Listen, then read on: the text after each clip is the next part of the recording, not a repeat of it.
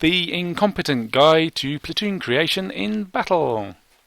Now, at any point during the battle, you can create a platoon with your teammates from the very start, all the way to the end after you've seen how many kills they've got. You can invite them to platoon. To do so, press and hold the control button to bring up the mouse cursor, and then hover your mouse over the place where the platoon symbol shows up next to the team member's name who you wish to invite. Unfortunately this isn't showing up in the replay, so I'm going to have my next video will be off a live game, and hopefully I'll be able to show you those symbols then. But I shall continue to explain how to go about creating a platoon, and the whys and the wherefores and the do mind if I don't of platoon creation in battle. So where were we? Press and hold the control button key. Hover your mouse over the area next to the platoon symbol, and a little plus sign will show up. Left click on that plus sign and the invite is sent, and the little plus sign will turn into an envelope to show that you have invited that player. You can then go on to invite as many other players in your team to your platoon as you wish, but only 2 of them can join, because you can only have a platoon of 3 members. Should someone invite you to a platoon, you'll be told about it in chat, and a little envelope sign will show up where the platoon number shows up. If you press and hold the control key and then left click on that invite, you will accept their invite to join the platoon. But why dangerously? Why would I want to join a platoon or create a platoon with a bunch of random newbies that you find in random battles? Well, for this battle, I wanted to do the Brothers in Arms mission, where if you and your platoon mates make 5 kills between you, you get 20 gold, which is helpful. But none of my friends or clanmates are playing at the moment, so if I want to complete the mission, I need to create a platoon. And so I just did it in battle, because that mission is running for everyone, and there's bound to be people who want to try and complete it.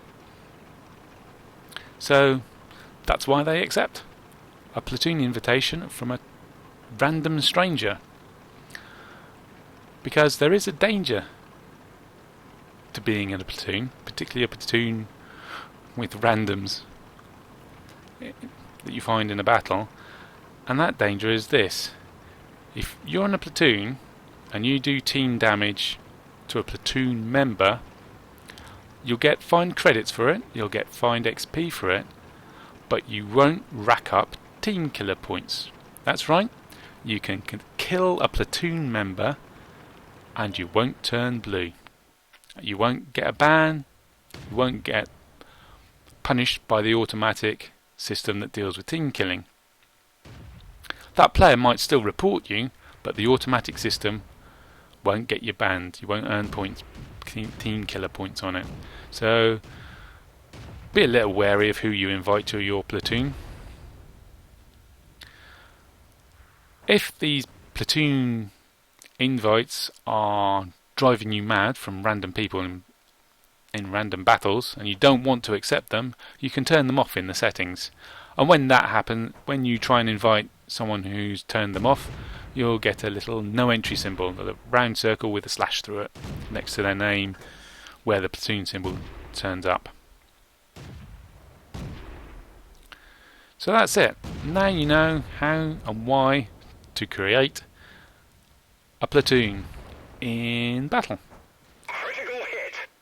Let's get on with the rest of the video. I'm driving the Bishop, which is the British Tier 5 SPG. We're on Steps. It's a Tier 5 battle. Now, you can see I've moved over to D1 and I'm hiding behind those really quite tall hills that are just to the south of me. but the bishop, being a high arc artillery, can lob its shells merrily over them, those hills that you can see in front of me now, to great effect at the enemies who are mixing it up around the H1 and J2 areas. Now we've cleared out the enemy who were originally there, and I've had to move forward because of the limited range of the bishop to try and get shots on the remainder of this OI experimental. So let's see if we can finish him off.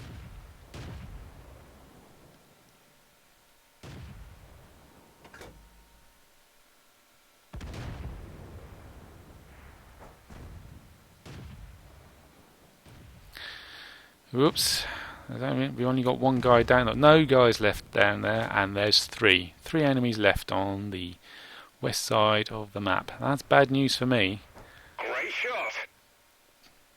Because they're almost certain to push north.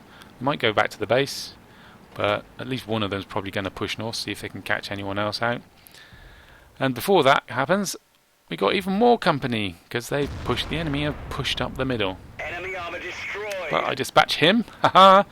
Now, how am I going to get ready for the people on the one column?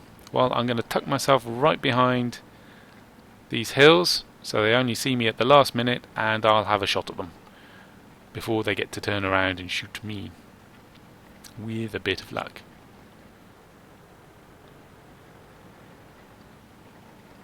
Oh, there he is. He's popped up. The fool. He should have traversed his tracks. He should have traversed his tracks and his turret to get his gun around to me more quickly. But he didn't. And I get the one-shot him. Oof. That's going to hurt.